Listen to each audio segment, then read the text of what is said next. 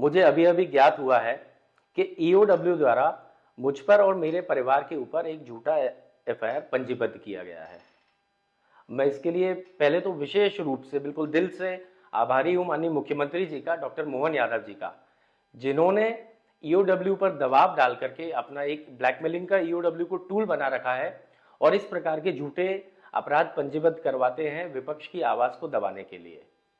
क्योंकि नए साल पे आपने ये मेरे को बिल्कुल नया उपहार दिया, और ऐसे ही जब मैं पहले विधायक बना था तब भी मेरे ऊपर 6 अपराध झूठे पंजीबद्ध हुए थे और बाद में एक एक करके न्यायालय ने उन सभी अपराधों को निरस्त भी कर दिया था, आरोपों को।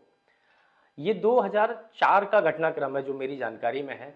शायद उन दिनों मैं कॉलेज लाइफ में स्टूडेंट था और मुझे तो पता भी नहीं था ये सब क्या राजनीति और क्या चीजें हैं, पर ठीक है, राजनीति में आया हूं तो मुझे लगता है राजनीति से प्रेरित होकर के इस प्रकार के आरोप प्रत्यारोप लगेंगे।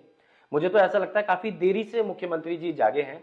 ये एफआईआर और 6-8 महीने पहले करते तो मुझे लगता है उपनेता बनते ही आपने विपक्ष की आवाज को दबाव दे करके दबाना शुरू कर दिया।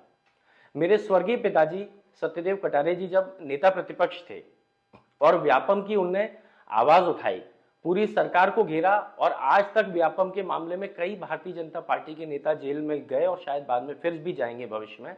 उस समय पे एक झूठी पीई पंजीबद्ध करी 2015 में जब पिताजी नेता प्रतिपक्ष थे। उनके स्वर्गवास के बाद कोई एजेंसी ने, किसी सरकार ने कुछ नहीं किया। आज जैसे ही मैं उपनेता प्रतिपक्ष बनकर के आया और सरकार के ऊपर भ्रष्टाचार के आरोप लगाना जब शुरू क्या कर दिए मैंने, तो अचानक से मैं आरोपी बन गया।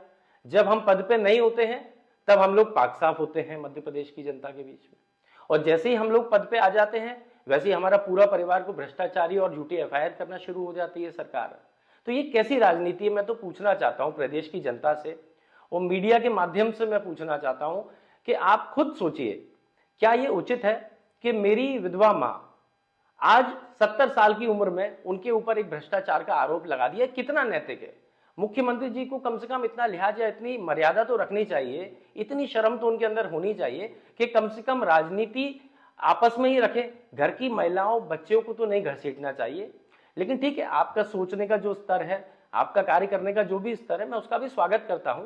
मुझे न्यायालय पे पूर्ण भरोसा है, मैं इसको न्यायालय में पहले की तरह लेके जाऊंगा।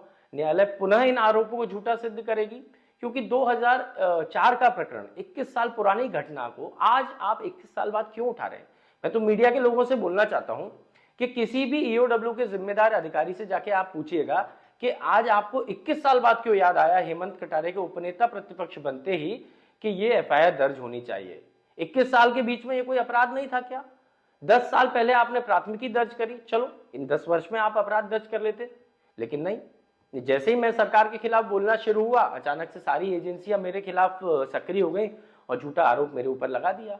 ठीक है, जैसी सरकार की मंशा, लेकिन मैं ये कहना चाहता हूं कि अब इस एफआईआर के दर्ज होने के बाद मैं दुगनी ताकत से, मुझे और प्रेरणा मिली है और मैं और दुगनी ताकत से आपके भ्रष्टाचार की, आपके काले कारनामों की पोल खोलूंगा, चाहे विधानसभा के अंदर हो चाहे विधानसभा के बाहर हो। मैं इनसे दबने वाला नहीं हूं।